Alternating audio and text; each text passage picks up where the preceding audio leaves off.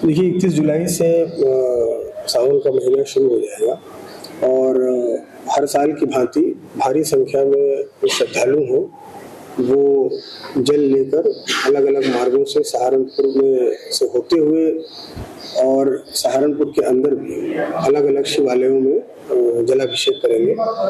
इसके लिए हम लोगों ने पूरी तैयारी कर ली है और इस संबंध में हम लोगों ने जितने भी हमारे कांवड़ के मार्ग हैं उनको पूरी तरीके से मैप कर लिया है। कहाँ पे क्या समस्या है, क्या ट्रैफिक डाइवर्जन करना है हम लोगों को।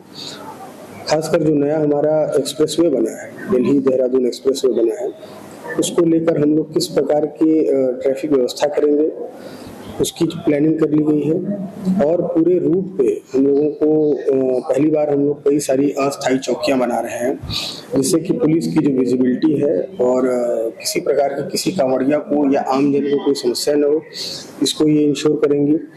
पूरे रूट को हम लोगों ने सेक्टर्स और जोन से बांट रखा है जिसमें हमारी लगातार मोबाइल पार्टियां चलती रहेंगी, रात दिन चलती रहेंगी। और जो अन्य जिले हैं, अन्य राज्य के जो जिले हैं प्लस जो हमारे बॉर्डरिंग जिले हैं, उन सभी के साथ समन्वय लगातार हम लोग का बना हुआ है, बैठकें भी हो रही हैं। और किसी भी प्रकार की कोई दिक्कत न हो, इसके लिए सभी जिले अपने अपने प्लान्स को आपस में मिला के एक हम लोग यूनिफाइड प्लान बना रहे हैं। इसके अलावा एक बात तो महत्वपूर्ण है कि इस बार जो दिल्ली देहरादून एक्सप्रेसवे है उस पे हम लोग किसी भी प्रकार के कांवड़ मूवमेंट हम लोग अलाउ नहीं कर रहे हैं।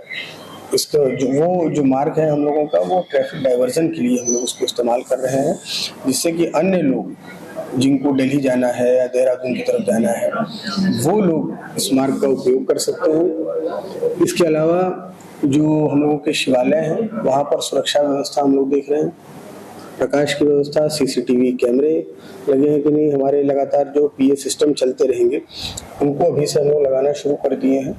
तो एक तरीके से पूरी जो व्यवस्था है हम लोगों की उसको हम लोग देख रहे हैं, कहीं किसी प्रकार की कोई कमी ना रहे, इसको इंश्योर किया जा रहा है। एक इम्पोर्टेंट चीज़ है कि इस बार हम लोग डेडिकेटेड मॉडर्न कंट्रोल रूम बना रहे हैं जिसमें लगभग 250 के आसपास हम लोग अलग से कैमरे लगवा रहे हैं कि वो सभी एरिया जो छूट जाते थे नॉर्मली, जहाँ पे हम लोगों की विजिबिलिटी और हम लोगों की नज़र उन पर नहीं रह पाती थी, उनके भी रहे। इसके लिए कैमरों की व्यवस्था की गई है। कंट्रोल रूम से सभी अधिकारीगण लगातार उस पर नज़र रखेंगे।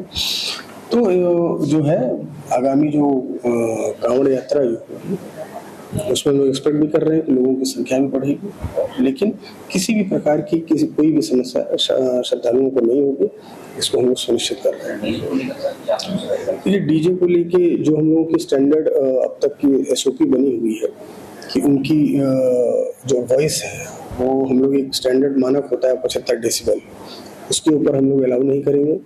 जो हमारी जो बड़ी झांकियाँ होती हैं, कई बार क्या होता है कि उनकी अत्यधिक हाइट होने की वजह से और चूंकि बारिश का मौसम होता है तो कोई दुर्घटना होने की संभावना बनी रहती है।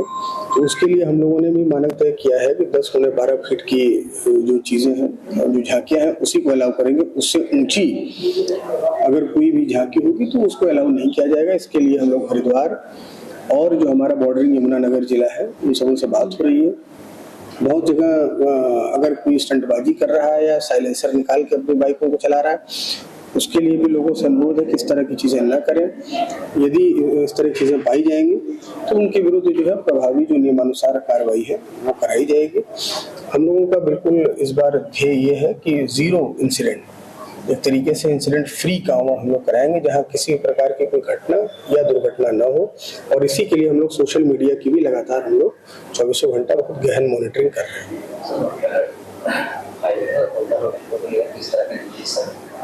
देखिए इसके लिए एक विभाग है और जो हमारे डीएसओ होते हैं वो अपनी टीम के साथ लगातार उन चीज़ों को चेक करेंगे और उनके सहयोग के लिए पुलिस की भी टीमें रहेंगी और इसको इंश्योर किया जाएगा कि कहीं भी कोई जो दाम से बहुत अधिक लोग उसमें ना मांगे।